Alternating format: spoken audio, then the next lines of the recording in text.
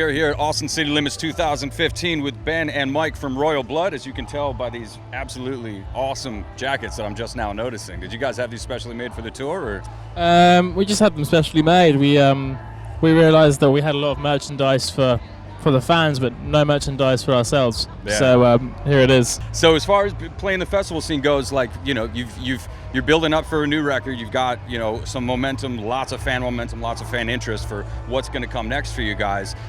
Where do you stand now in that whole process? I heard you were trying to get into the studio in September.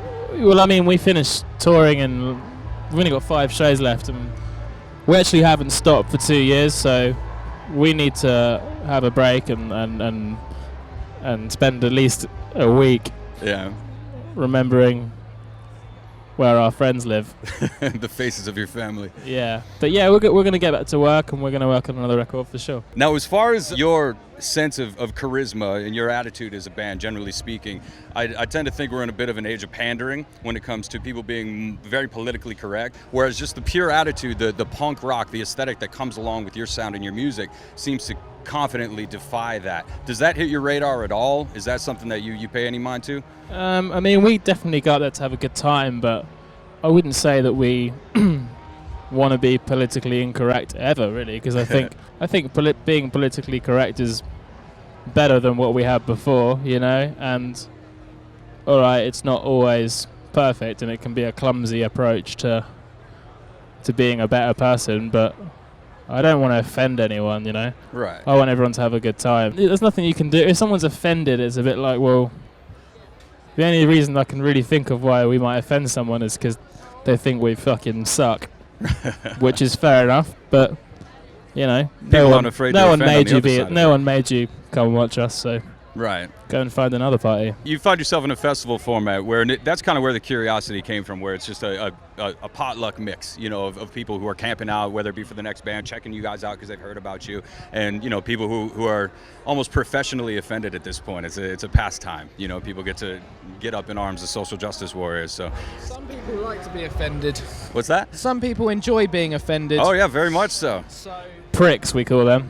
Well, what at this point impresses you? What at this point feels like a milestone when you've got, you know, everyone from Jimmy Page to Dave Grohl, you know, singing your praises and I think just watching it grow has been amazing. You got to remember, we've come from playing open mic nights in restaurants where people are eating to this, you know, and just watching it grow has been the most amazing thing. Right. And it happened so quickly for us, you know. And it's been amazing. And getting the jackets. Yeah, I think getting the jackets was definitely the highlight. Jackets. I feel like we earned these jackets. Maybe like when we finish every tour, we'll have a, you know, yeah. What comes next? You're playing after Ben show knows tomorrow the schedule night. by heart. I don't. We're also here next weekend as well, and then we'll go on to St. Louis. We'll come back, go to Dallas. We'll try and get our way back here. Probably have a few bowling trips on the way. Maybe some ice skating. See how we feel. Ice skating. Yeah. In those jackets, especially with the chest hair out in the net. It'll be like Blades of Glory. Absolutely. Yeah. Will Ferrell does not hold a candle to you in that regard. That'd be awesome to see. All right. So speaking of the crowds. You're at a festival, people come to see you for the first time and say, all right, I'm interested in these guys, I want to listen to their record for the first time. If you could control the set and the setting by ways the people listen to your record for the very first time, what would you have them do? I mean, I guess like every other band, really, we would like to think that people would listen to it in a high quality format, like vinyl and on a nice stereo, and maybe like have a few drinks and make sure it's loud as well. I mean, in the gym. Apparently it's good in the gym. I've heard that, yeah. And Do you even in the car. We only lift drinks. For cheersers. Cheers.